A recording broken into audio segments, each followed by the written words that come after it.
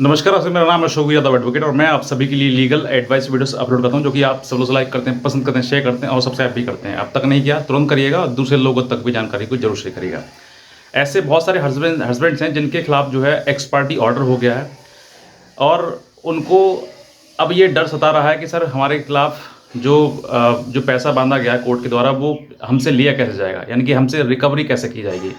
तो ऐसे बहुत सारे हस्बैंड्स हैं जिनके पास रिकवरी वारंट भी आ चुका है और उनको मालूम भी है कि कहीं ना कहीं हमारे खिलाफ रिकवरी चल रही है, तो हमें किस तरीके से वो हमसे पैसा रिकवर किया जाएगा, बचने के लिए रास्ता क्या है, किस तरीके से आप बच सकते हैं, वो भी बहुत सारी चीज़ आपको बताऊंगा मैं। अगर आप नए हैं तुरंत सब्सक्राइब करें और दूसरे लोगों तक भी जानकारी को जरूर शेयर करें इस वीडियो को। देखिए, एक तरफा एक्स पार्टी ऑर्डर होना यानी कि मेंटेनेंस का, अगर आपकी पत्नी ने मेंटेनेंस का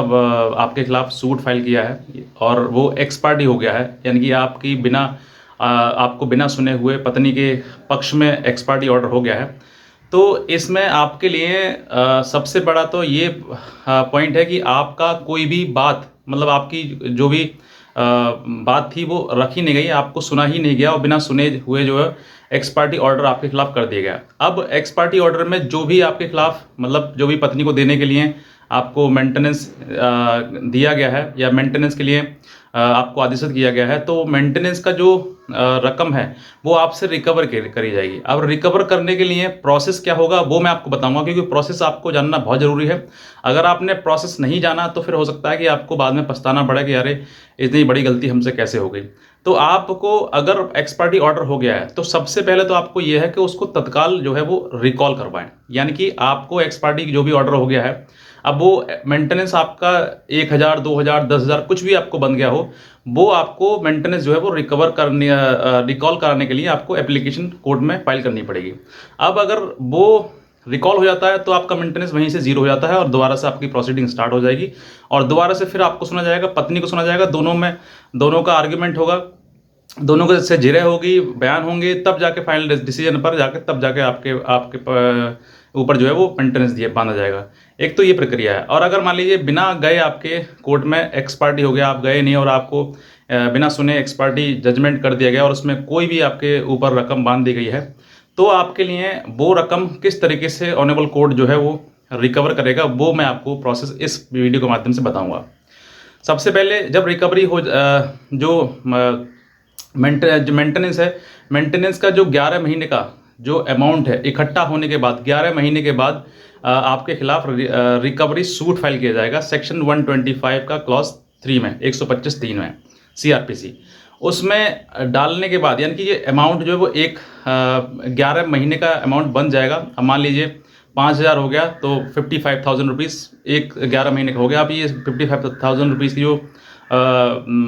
रिकवरी है वो आपसे वसूल करने के लिए आपको वारंट भेजा जाएगा। पहले आपको सम्मन भेजा जाएगा कि आप आएँ, दिए दें पैसा, नहीं आओगे तो फिर वारंट जाएगा, वारंट के बाद फिर NBW हो जाएगा, फिर उसके बाद आपसे आपके SHO को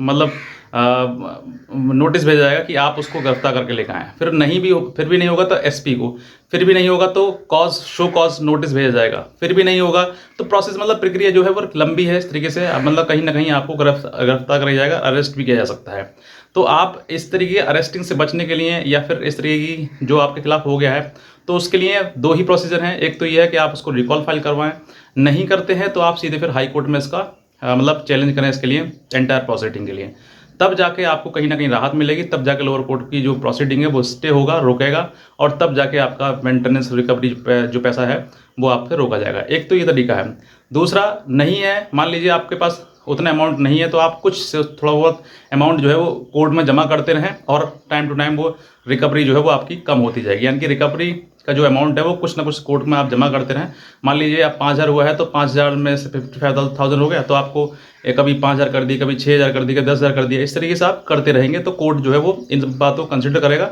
और आपके खिलाफ जो रिकवरी वारंट है वो आपको आपके खिलाफ मतलब जारी नहीं किया जाएगा। और जब जारी नहीं किया जाएगा तो आपको अरेस्ट करने का भी आपको कोई अधिकार नहीं दिया जाएगा। फिर इसका मतलब ये है कि आपको अगर रिकवरी वारंट से बचना है, रिकवरी से बचना है, तो या तो अपने जो आपके खिलाफ एक्स पार्टी ऑर्डर हो गया उसको रिकॉल कराएं, और अगर नहीं करा सकते हैं या फिर नहीं किया जा रहा है या उसमें समय लग रहा है तो आप फिर इसको हाई कोर्ट में चैलेंज कर सकते हैं। लेकिन हाई कोर्ट भी कहीं ना कहीं आपसे उस अमाउंट को, जो आपका अमाउंट रिकवरी अमाउंट है, उसका कुछ परसेंटेज जो है 50% मान के चलिए, 50% जो है वो नीचे लोअर कोर्ट में जमा कराया जाएगा, उसके बाद आपकी ऊपर बात सुनी जाएगी। ये आपकी एक प्रक्रिया है।